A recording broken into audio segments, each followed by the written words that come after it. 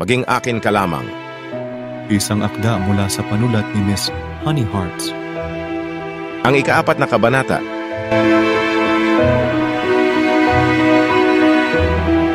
Excuse me, miss. May nakaupo na. Napaangat ako ng tingin sa maamong boses ng lalaking nagtanong. Halos malaglag ang puso ko nang mapagtanto kung sino ito. Si Leven? Wala pa. Nahihiyang sabi ko sabay ngiti at iling. Paupo ako, ha? Tumango ako. Kasalukuyan kasi kaming nasa Stage Arts Studio dahil may ginaganap na stage play sa isang subject ang third-year education students. Pumunta lang ako rito para manood dahil lunchtime pa naman, pero solo flight ako dahil hindi nakasama si Eden. May lunch date kasi sa kasalukuyan niyang boyfriend. Kanina pa nag-start? Tanong ni Leven nang makaupo sa tabi ko. Medyo. Tumango ako. Ganun ba? Anyways, Leven nga pala. Leven Gonzalez. He introduced himself then extended a hand on me. Napatingin ako sa kamay niyang naghihintay sa kamay ko. Mahahawakan ko ang kamay niya sa unang pagkakataon. Natasha Winfor. Sabi ko sa nakipagkamay sa kanya. Parang gusto ko nang magtatatalon sa kilig dahil sa unang pagkakataon ay nahawakan ko ang kamay ni Crush. Pagkatapos naming mag-shake hands, bumalik ang mga mata namin sa mga nagpe-perform sa harapan at hindi ko maiwasang maya-mayang mapalingon sa kanya habang nawiwili na siya sa kapanunood. Hindi ko maiwasan ang sarili kong mapatitig sa mukha niyang may salamin pero may kakisigan pa din. Naka-side view siya mula sa view ko, maya-maya tumatawa kapag may nakakatawang scenes o ngumingiti, kapag may kangiti-ngiting scenarios. Anong year ka na nga pala, Natasha? Aniya kalaunan ng papatapos na ang stage show. First year. Ikaw? Sana hindi na matapos ang palabas para katabi ko na lang siya palagi. Ahead lang ako sa iyo ng 1 taon. Second year na ako. Tumango ako. Kahit papaano pala'y may saysay din ang hindi pagsama ni Eden sa akin dito. Dahil hindi ko lang nakasama si Leven, nakatabi ko pa at nagkaroon pa ako ng pagkakataong makausap siya. What course are you taking? Ako naman ang nagtanong. Accountancy. Ikaw? Business ad. Oh, okay. So how's it so far? Okay naman pero yung ibang mga math subjects minsan nakakaloka din. Marahang natawa siya. So, you don't like math that much, huh? Napangiti ako. Hindi naman sa don't like that much. Sabihin na lang nating ang math talaga minsan yung may ayaw sa akin. Nagtawanan kami sa joke ko. May mga pinagkwentuhan pa kami tungkol sa mga kanya-kanya naming course, sa mahihirap at sa mga easy subjects hanggang sa natapos ang palabas at nakalabas na kami ng studio. Paano ba yan? Punta na tayo sa mga klase natin, Nat. Mag-aalauna na rin eh. Aniya, tumango ako. Oo nga eh. Medyo malayo-layo pa rito ang building ng business ad, di ba? Oo. Buti pa nga ang sa inyo, malapit lang rito. Yung building kasi nila ng accountancy, malapit lang dito sa Stage Art Studio. 1 liko lang sa kanan at naroon na samantalang ang business ad nasa kabilang dako pa ang building. Paano yan? Ang init pa naman. Una niya. Oo nga eh. Nakakapaso ang sikat ng araw ngayon lalo pat alauna ng tanghaling tapat. Rarampa pa ako sa campus at madadaanan ang tapat ilang buildings bago ako makarating sa room ko. Oo nga, pero bahala na. I've no choice. Ayoko namang umabsent sa klase ko. Nax, consistent. May payong ka man lang ba diyan para proteksyon? Mukhang masakit pa naman ang tama ng araw ngayon sa balat. Lalo na sa ulo, baka sumakit ulo mo nito. Parang hinahaplos ang puso ko sa nararamdaman kong pag-aalala niya. I know, it's his nature kasi mukhang ang bait talaga eh. Pero hindi ko talaga maiwasang kiligin. Hindi naman kasi ako nagdadala ng payong. Bukod sa nagdadagdag ng bigat sa bag, hindi ko rin kasi talaga feel ang magdala ng mga ganon. Wait up! Anya at May kinuha mula sa backpack niya. Nagulat ako nang makitang sombrero pala ito. Panlalaking sombrero na kulay itim at may malaking check sa gitna. Maingat na nilagay niya iyon sa ulo ko. Hayan, para hindi ka masyadong mainitan, magsombrero ka. Ang caring naman, sasalamat ha. Ibabalik ko na lang to next time na magkikita tayo. Wag na. Sa'yo na yan, bigay ko na sa'yo. Remembrance ko sa'yo sa unang araw na nagkakilala tayo. Salamat, Lev ha. Tumango siya. Welcome. Sige na, lakad ka na't baka malate ka pa. Punta na rin akong classroom namin. Bye, Natasha. Nice meeting you. Nice meeting you too at salamat ulit. Pinanood ko siya nang tuluyan siyang lumiko at pumasok sa building nila. Ako na may abot hanggang tenga ang ngiti nang magpasya na ring bumalik sa classroom namin. Okay, today I just made friends with Lieven. I got to know him and I got his branded cap. Plus nakamayan ko pa siya at nakakwentuhan. Ako na yata ang pinakamaswerteng babaeng may crush dahil sa kanya. Yun yung mga araw na tandang-tanda ko pa at hindi ko yata makakalimutan kung paano ako unang nagkagusto kay Lieven. Dahil sa pagiging likas na caring niya.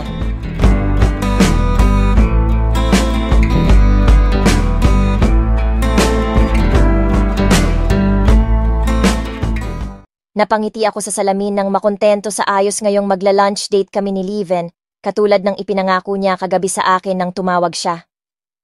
I'm wearing a simple sleeveless floral black dress, pink matte lipstick, and then white sandals.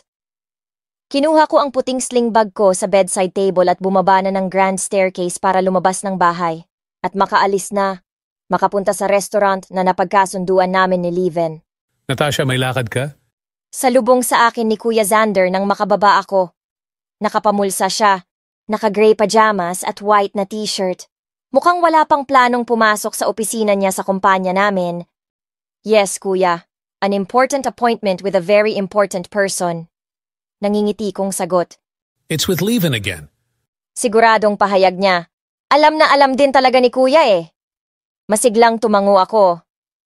Yes, it's with him. Kaya nga, mauuna na ako Kuya kasi nakakahiya namang mapaghihintay ko siya. Humalik saglit ako sa pisngi niya para magpaalam at tinalikuran na siya para makatuloy na ako. Mas mabuti nang siya ang maghintay kaysa sa ikaw ang maghintay. Asar pa sa akin ng loko. Nilingon ko at pinanliitan ng mga mata. For all I know, pareho lang ito ni Eden na ayaw din kay Lieven para sa akin.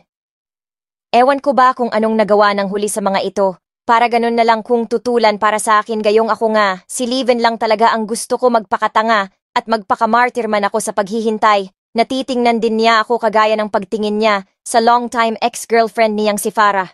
Tinawanan lang ako ni Kuya Xander nang tiningnan ko siya ng masama. Sige na't lumakad ka na, baka mapaghintay mo pa ng matagal yung kadate mo. Nakakahiya naman sa kanya kasi ikaw nga ilang taon nang naghihintay na mahalin din niya. Tumatawa pero naroon ang kasarkastikuhan sa tono ni Kuya. Che, porket hindi mo pa nararanasang ma-in-love eh, kaya ganyan ka kung makapagsalita. Ang landi mo kasi, Kuya. Hindi mo magawang makapagseryoso sa babae kaya wala ka pang nagugustuhan talaga at minamahal. Ganti ko sa kanya. He just chuckled. Sige na, oo na para matahimik ka, alis na doon. Anyways, don't forget our dinner with Scottville family this coming Saturday evening. He reminded me. Come on, hindi ko nakakalimutan yon. Besides, Miyerkules pa lang naman ngayon, Sabado pa ang dinner with Scottville fam? Yes, Kuya. Patamad kong huling sagot bago tuluyang nagmarcha palabas ng entrada ng bahay. I drove my way to the restaurant where Lieven and I will be having our lunch date for today. Pumasok ako sa sliding door pagkarating, tapos natanaw ko kaagad ang table na pinili ni Lieven dahil kumakaway siya sa akin habang nakangiti. Lieven! Kanina ka pa? Nakangiti kong tanong nang sinalubong niya ako. He hugged me then he kissed my cheek. He also pulled the chair for me to sit.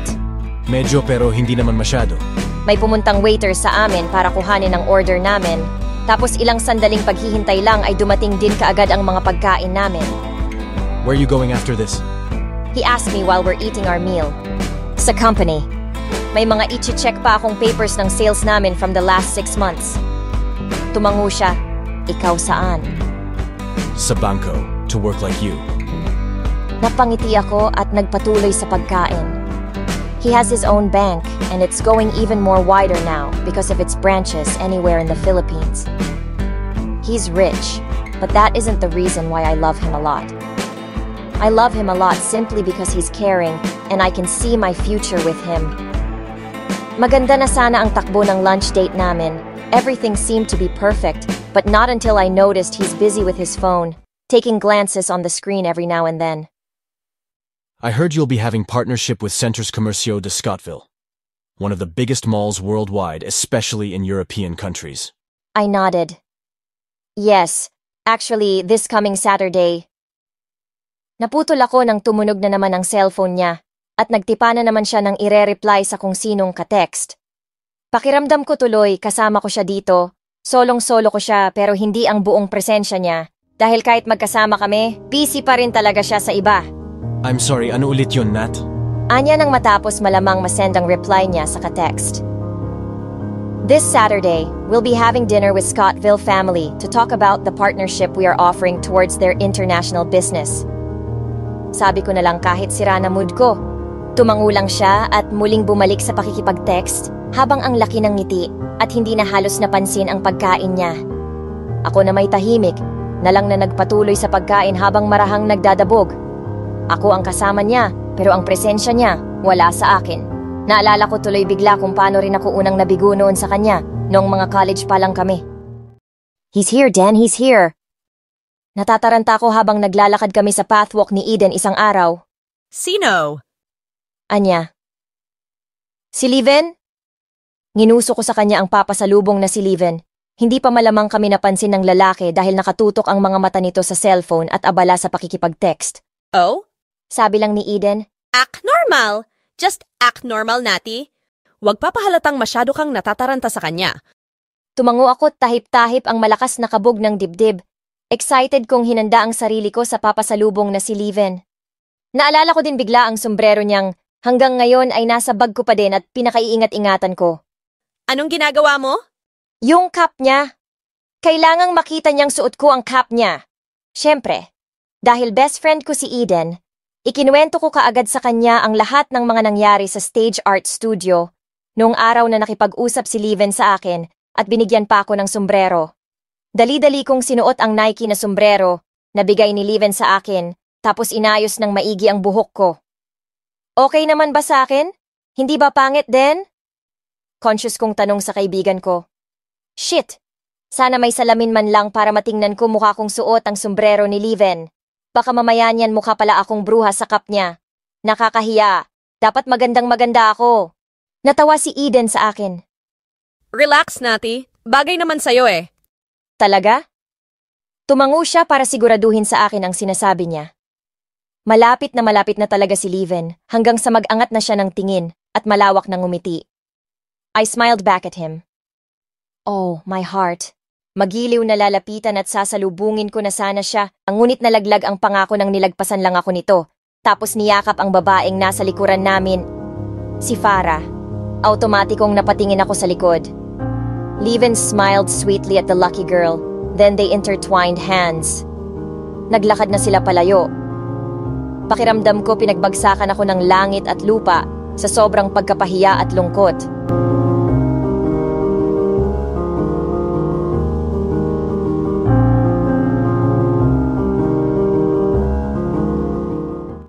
Yun ba sinasabi mo, Nat? Mukhang taken na girl eh. Nakangiwing opinyon ni Eden sa tabi ko. Tiningnan ko siya at hindi pa rin ako makapaniwala sa nangyari. Did I just get ignored? Ang sakit pala umasa. Itutuloy. Abangan ang susunod na kabanata.